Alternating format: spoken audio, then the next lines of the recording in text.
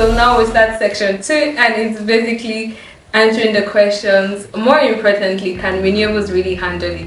So now we're going to focus on talking about the different renewable options in different parts of maybe our country and also in Europe. I feel if I speak about India, then different kinds. I think nuclear can, be used at a larger scale. Yeah. Bio waste, as we were talking a few minutes back, that if we really change the kind of infrastructure or the mindset of people or the handling of the waste, however, from each like society or every industry, also in regards to the agricultural sector, then we would be able to generate a lot of waste, per se biomass, and then a lot of energy from that. So I think if we speak particularly about India, then biomass, nuclear can have play a major role in the transition. From, if we really want to stick to the renewables, and also solar is there. India has projects about solar, but again solar has its own advantages and disadvantages.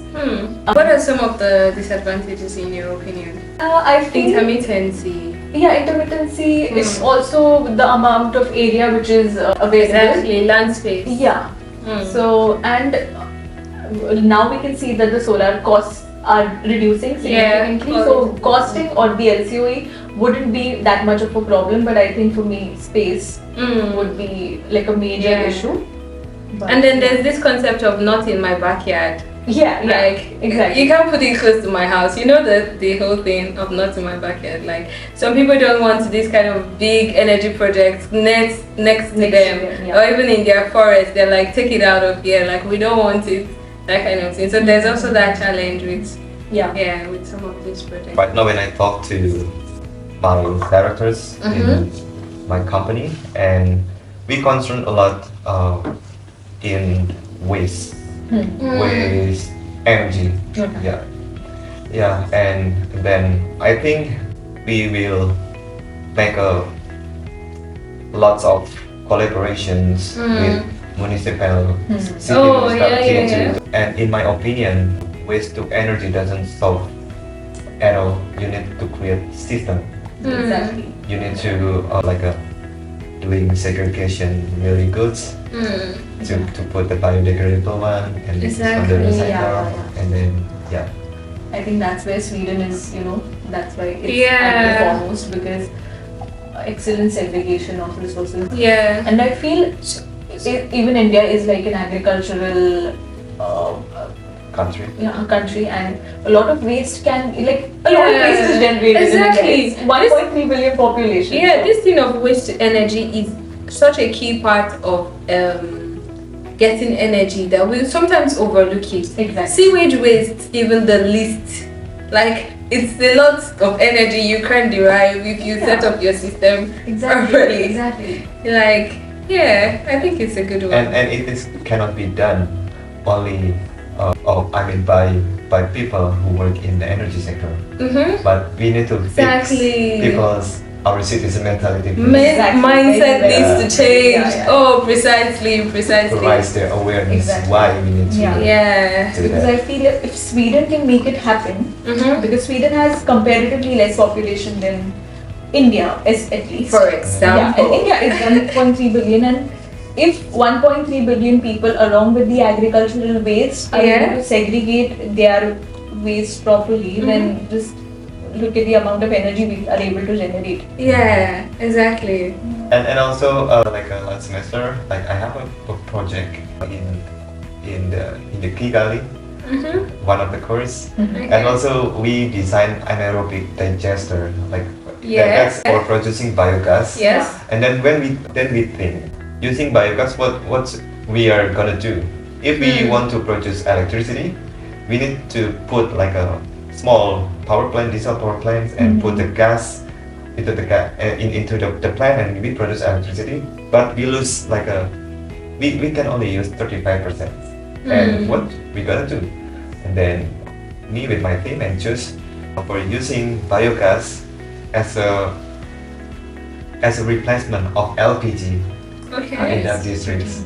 So you put biogas into tubes and then you distribute Okay. to people. So Mm. it can be possible. I think biogas from our conversation seems to be the leading, apart from renewables, like the OG renewables, wind and solar. I think biogas, biofuels seem to be the next. If again the mindset of the people is changed, if the systems to segregate waste properly, they are very well organized, then that could be, can have various applications, as you mentioned, for clean cooking, or maybe electricity, or maybe the steel industry, something like that. Yeah, so the mindsets of people need to change to adopt some of these renewable technologies. Yes. Yeah. So do you think it's difficult? Because I know there's a book called Atomic Habits. Yes. Atomic Habits. Yes. So it's like, is it difficult to actually like teach people a new way of doing things? For example, in developing countries, here it's established already that this is what you do. But in developing countries, our mothers, our parents, our uncles, they've existed 40 years without even doing any of these things, and then suddenly a government says, this is how I want you to segregate your waste, to separate your waste in your home and everything, just for the application of biogas. How is it possible? What do you think is the major hindrance to doing that? If I speak about India, it's extremely difficult to change the mindset of the people. And even if, a major, what can I say, if there's an order, a political order, then again, for a time being, it gets followed. But then we come back to the same thing of not following that, or not, keeping up with that anymore. Slipping away. Yeah. So I think the new generation is quite aware about that. They can start making their families or their society is aware about it. But I feel it's a bigger challenge to influence the whole nation too. Actually, there's something I saw. I can't remember where I saw it. It was like a company created like a box, I think in my country, and then you put in waste and then you get some money. How about that? It is like the things that move men in this world. Money starts with M. Cash speaks. So incentives. Do you think like? In my hometown in Indonesia, in Surabaya, several years ago, we've implemented kind of thing. We have public transport buses in my hometown, and the tickets should be purchased by exchanging 5 plastic bottles, for example. Nice. And we've already implemented. And then, as it turns out, it's not reliable anymore. Because just imagine. What happened? Just imagine if you want to commute to work, you need to go really fast in order to avoid getting late. But you need to prepare 5 bottles. water bottle, 5 water bottles, and it's gonna be chaotic and messed up. So I think it is, even the government have initiative, and it's not easy to implement. And also another things, I think in this particular thing, policy is important. For example, in Indonesia, people just throw the trash everywhere. But when those Indonesian come to Singapore, suddenly they overthrow everything. Exactly. That is such a point. Even in India, I spoke few minutes back that the government needs to do things, but there have been many initiatives. If you walk through the streets of India, you will see a lot of dustbins which are well off labeled as the segregation, wet waste, dry waste. This is what you have at every 100 meters, I would say. but nobody follows them. Nobody follows them, but the same people, when they, as you said, when they come to different countries, they follow it. They follow the rule. Why? I don't know. Because I think in Singapore, they will find you with a lot of penalty Awesome. if you're not throw Okay. through the trash. So there are two things that basically work for human beings: money and punishment. Yeah. Yeah. And money actually, because then they find you with money. Yeah, exactly. So money is still the king here. Yeah. But you don't want to give money, you want to get money. So it's the two incentives that can work for changing people's mindsets is either you falter, I fine you. You do it, I give you money. So it keeps people on the do it level always. So yeah. Yeah, but it again brings us to the question that how is the government supposed to keep a check on, like, are people following it or not? Even again, if we are able to penalize the people, then how to make sure that, you know, how to do that? Because in India, with a population so big, at every like you can make that happen in every metro city, but in villages, rural areas, how are you able to make sure that people are following these rules and people are segregating their waste? Like, it's a bigger challenge than I would say you need police yeah, we should in order to Yeah. make it everything in order, and also you need to educate. Yeah. Yes. Education is important. Education is important. So please, if you're watching this video, we're educating you, segregate your waste properly. Yes. Starting with me, starting with us on this set. But yes, try to have it in mind that there are things that could be done with this waste, and putting these things in place starts with you. So yeah, that's very important. That's very important. So education, policies, all these things are going to help the government to put some of these very important renewable energy technologies in place for the transition. Like we have this project where a particular country doesn't regard nuclear as Exactly, as green. Green. They are against nuclear. We wouldn't. Yeah. For example, we were looking at in our project together, Austria, Yeah. zero nuclear, Yeah. and that was like established long ago. Exactly. They said Like they they are do not not going. want nuclear in their Yeah. mix, and they are anti-nuclear, as people say. I think one of the major things about nuclear is that setting up a nuclear project takes time, like years to build. Like at least 7 years you need to do the project, and then you're using steel, I think, in constructing the power plants. Okay. Steel, cement, and those industries themselves Are are very they emit lots and lots Yeah. of carbon. So But I feel in the longer run, nuclear can be termed as a, like, not termed, but can, yeah. we can use it into the energy mix, or maybe from nuclear, the heat which we are generating, then we can store it into, use for storage, and Yeah, then exactly. from that, again, countries like Sweden can use it for district heating, or again, according to the different, whatever the country's Yeah. conditions are, they can use it, the thermal energy for there.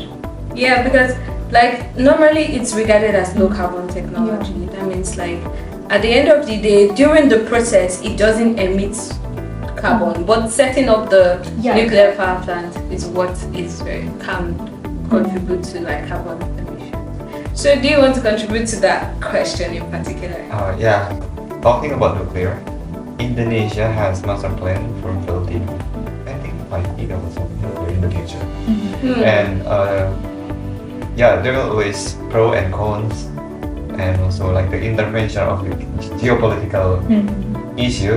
Yeah. Because some countries use nuclear as a weapon. Exactly. And then they are afraid that when Indonesia has authority to use nuclear, and they tend to use in a different way, for example, weapon stuff. So that's one of cons.